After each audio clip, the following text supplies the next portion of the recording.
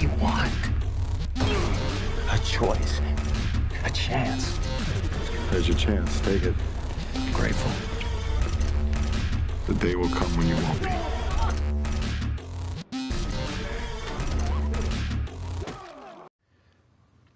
Hey, what's up, guys? Back again with another throwback review for The Walking Dead. It's for season 4, episode 7, entitled Dead Weight.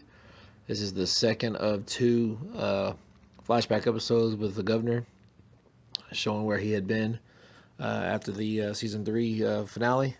So we'll pick right up where this last episode left off. We'll get right into this review. Alright, episode starts out with Philip is seen playing a game of chess with Megan. When reminded that it's her turn, Megan says she's thinking. Philip tells her that eventually you need to stop thinking and make a move. While this happens, a flashback occurs showing how they were brought to camp. Martinez looks down at Philip in amazement and offers his hand. Philip hands him Megan and is later pulled out. Two men, Mitch and Pete, ask Martinez if he knows him, in which he replies yes. Martinez is confused when Lily calls out to Philip as Brian and asks if he's been traveling with them the whole time since he and Schumpert left. Philip nods yes. Martinez then tells Philip that they can join his group on 2 conditions. He's in charge and there can't be any dead weight. Philip agrees and they journey to Martinez's camp. Later, Philip goes on a supply run with Martinez, Mitch, and Pete. They are following a map made by one of the other camp survivors when Philip notices something in the distance. He finds a decapitated corpse with a sign reading "Liar" nailed into the corpse. The group later find their goal, a cabin deep in the woods. As they approach the property, another headless corpse is found with another sign. This one says "Rapist." At the front door, they find yet another corpse, this one dead from a self-inflicted gunshot wound with "Murderer" written on the sign. They explore inside and hear a walker inside one of the rooms. Pete is nearly killed but is saved by Philip. He then notices the reanimated heads of the corpses outside the cabin. Another walker emerges and tries to bite Martinez, but Philip saves him as well. Afterwards, the 4 find supplies as well as some beer. Pete wonders what drove a person to do something like this, but Philip says that it's probably best they don't dwell on it.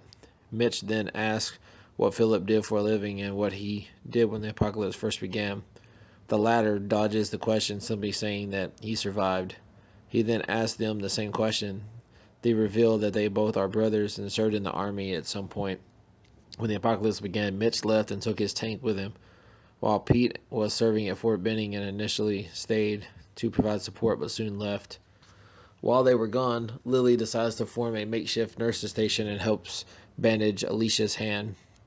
Tara notices Alicia's M4 carbine and remarks that while it's a good long-range weapon, it becomes cumbersome and unreliable due to dirt and debris. Alicia jokingly asks if she's always full of shit, and Tara says yes.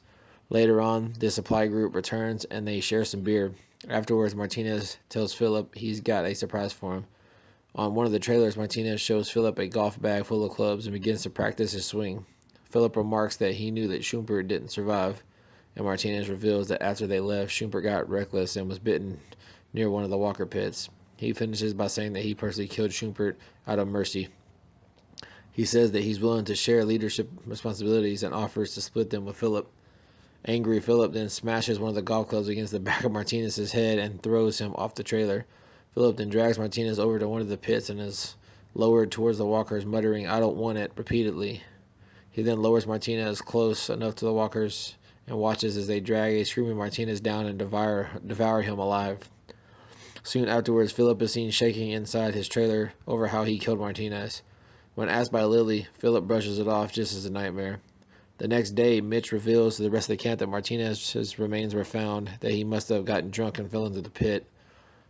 Pete then temporarily elects himself as leader of the group until they could properly vote in the matter of a few days.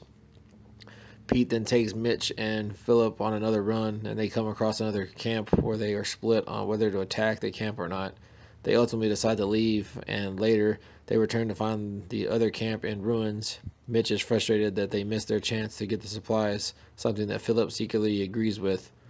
That night, Philip tells Lily that they have to leave the camp due to Mitch's behavior about not taking the supplies when they had the chance. He takes Lily, Megan, Tara, and Alicia from the camp and sets out on their own, but is then driven back by a swarm of walkers stuck in the mud blocking their path.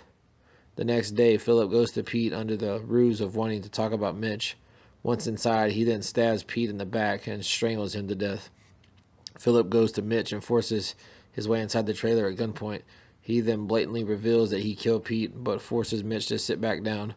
He then tells Mitch that he's now in charge and agrees that they should have taken the other group's supplies. Philip then organizes the survivors to form a rough perimeter around the camp and asks Tara to organize and catalog all their ammo. Later, Philip is seen dragging Pete's weighted corpse along a jetty and throwing it into the lake. Philip is seen marking a map when Lily comes by. When asked, Philip says that they need to move to a more secure location, hinting towards the prison. But Lily believes that their current location is safe enough. Later, Tara is on guard duty when Megan runs up and tags her, saying that she's now it. Tara says that she can't play right now, but then tags her back and runs off. Megan runs around the camp looking for Tara and finds a pair of legs near the clotheslines. Thinking it's Tara, Megan runs over and only to find a walker who lunges towards her. She runs away and is cornered underneath one of the trailers. Tara tries to pull the walker off, but there is too much blood on the leg for her to get a good grip, and is only stopped when Philip shoots in the head. Philip goes over to the lake and reflects on what he should do next. He stares into the water as Pete's undead corpse trying to reach him. He takes a truck and travels towards the prison. He arrives and looks at Rick and Carl digging in the prison yard, like at the end of internment. Jealous, Philip looks away and notices Herschel, as well as Michonne, disposing the dead from the recent walker infestation. Seeing Michonne angers Philip, bringing back memories of her killing Penny, and he aims his gun at Michonne as the screen goes to black. So that is the quick rundown review of Dead Weight, Season 4, Episode 7. I appreciate you checking us out as always, and like, comment, most importantly subscribe, and I'll see you guys in the next one. Y'all be good. Welcome to Woodburn.